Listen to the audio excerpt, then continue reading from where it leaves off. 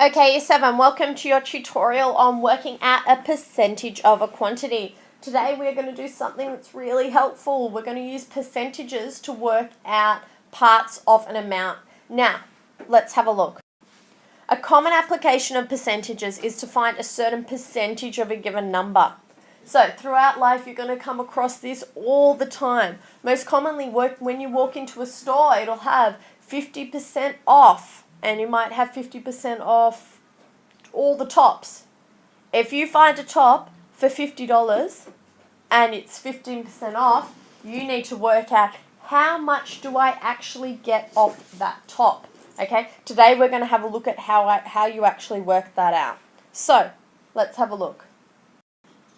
To find the percentage of a number, I'm going to show you two different ways. Okay, you don't actually have to follow these steps, but for those of you who like steps, this kind of maps it out. If you're doing it on paper, okay, if you don't have a calculator, what you need to do, the easiest way to work it out is to convert that percentage into a fraction. Because, hey, they're just the same way of representing the same thing. As soon as you convert that percentage into a fraction, it'll mean you'll be able to do it by hand. Now, a lot of the time you'll see 10% of $35 or 35% of $100. The thing that you guys have to recognize is that word of means times, but we don't use that word times, we use multiplication. So the word of always means multiplication. And I'm going to show you a few different ways that you can also look for quick strategies in order to work out percentages. So let's have a look at the first example. Okay, it says find 30% of $50. Now, first thing we need to do is, I can't do anything on pen and paper. I'm going to show you the pen and paper strategy first. I can't do anything on pen and paper with a percentage. So I have to convert that percentage into a fraction. Okay, and I know 30% as a fraction, as I've learned in the last few lessons, is 30 over 100. I just learnt that the word of means times. So I put a times symbol there.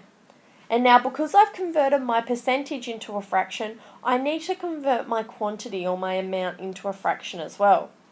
Now, I remember when I put any number over 1, that means the number as a whole. So that's how I work out my,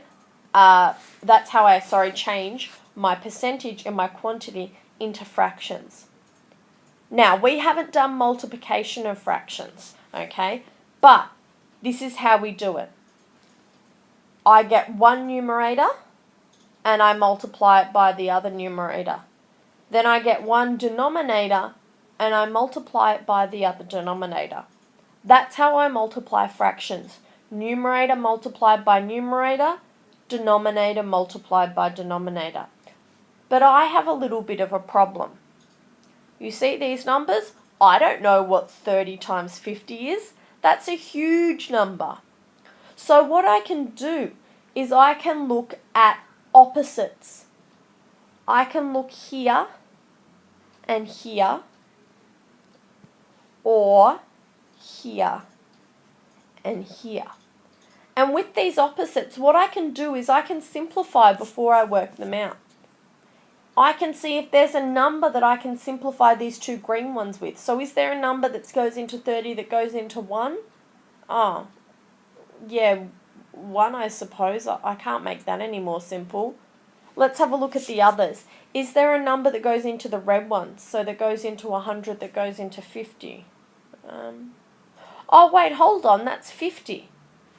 50 goes into 50 once. 50 goes into 100 twice.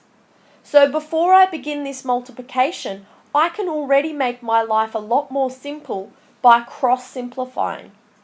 Okay, there's a few steps here involved here, guys, so stick with me. So then I've got 30 times 1, because I'm doing my multiplication across my denominators. So 30 times 1 is 30. 2, my new number, multiplied by 1 is 2. Okay, now I get left with 30 on 2. A reminder that this little symbol in here means division. So my answer to 30% of $50 is the same as 30 divided by 2. 30 divided by 2, what's half of 30? 15. So when I'm looking to find 30% of $50, my answer is just $15. There's a few things in there to remember, guys. First thing, convert my percentage and my quantity into a fraction. Know that multiplying fractions means my numerator multiplied by my numerator, my denominator multiplied by my denominator. And the other big thing is cross-simplifying. Let's look at this example, okay? 15% of $400. Okay, so the first thing I need to do is I need to write my 15% as a fraction. So 15 over 100 of means times. Now I also have to write my $400 as a fraction, and I know if I write it over 1, that will be achieving that. So 15% of $400. Okay, again, I have to make sure I cross simplify. So this guy and this guy. Now you might not always be able to cross simplify, but it's a good idea to check first. And this guy and this guy. Okay, now is there a number that goes into 100 that also goes into 400? Of course there is. What's that number? 100. Okay, so 100 goes into 100 once and into 400 4 times. The other cool thing is, guys, is I've just crossed out the zeros there. So I could see that automatically. Okay, and then I know I multiply fractions by numerator multiplied by numerator, denominator multiplied by denominator. So 15 times 4. Oh, I don't know that. I know that 15 times 2 is 30. So then 15 times 4 must be 60. Okay, 1 times 1 is 1. So if it's 60 divided by 1, that's just 60. So my answer for 15% of $40 is $60. Okay, and that's it, guys. That's working out percentages with fractions the longhand way. Let me show you a little bit of a cheat. Okay, it's really easy to find 10%. You can actually do it in your head without writing down a fraction. So say I had $120 and I wanted to find 10% of that. All I have to do is move the decimal place 1 place to the left. $12 is 10% of 120. 10% of $35 is $3.50. 10% of $626 is $62.60. All I have to do is move the decimal place 1 place to the left. That means when I look for things like 20% of $120, I know that 10% is $12.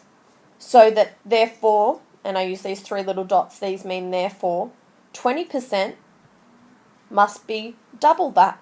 If 10% is $12, 20% must be $24. So I can actually use this really cool strategy of finding 10%, okay, to find absolutely nearly any amount. So if there's a whole number, 20, 30 or 40, I can use my knowledge, or 50 or 60 or 70, I can use my knowledge of 10% in order to work it out.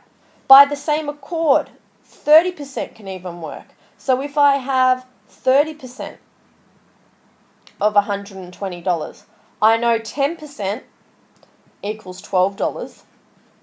So 30%, therefore 30% is 3 times $12. So 3 times 10 is 30, 2 times 3 is 6. So 30% is $36.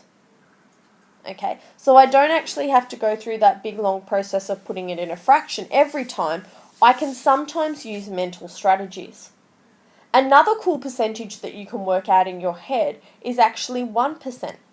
Because if I needed to find out 1% of $120, instead of moving the decimal place once, all I do is move the decimal place 2 times. So 1% of $120 is $1.20.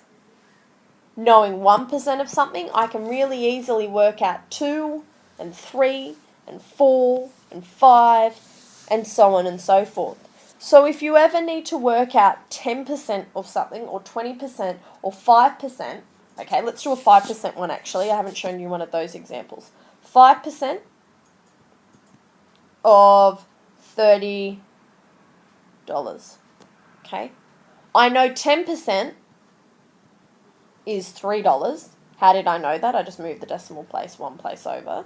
Okay. Therefore, 5% of $30 must be $1.50 because it's half of 10%. Okay, so you can actually do some pretty cool things. Guys, if you're on a sale, this is the coolest thing I have ever learnt in maths. I can walk into a clothing store, right, and see a top on sale for $35, okay, and go, okay, if it's on sale for 20% off, I know 10% of it is $3.50. If it's 20% off, 20% must be $3.50 times 2, $7, which must mean I'm getting it for, and I can actually do the mental calculation in my head. Okay, it's one of the coolest things that you will learn. Okay, so take it on board. I am actually going to show you on your calculator how to work this out. Okay, there is a cool way that you can work it out in case you have your calculator. So 30% on your calculator, 0.3. Okay, you can either write 0.3 times 50 and get the answer. Okay, because you know that's 30% as a decimal. Or you can write 30 divided by 100 times 50 because that's it as a fraction. Okay, see why we learn 3 different ways, percentage, decimal and fraction? Okay, we learn 3 different ways to do the same thing because you never know which one's going to come in handy. So if you wanted to do it on your calculator, guys, you just type in 0.3 times and then your quantity. If you want to do it as a fraction, some of you will have a fraction button on your key, on your calculator. If not, you can just use the straight division. And that's it, guys. That's percentages of a quantity.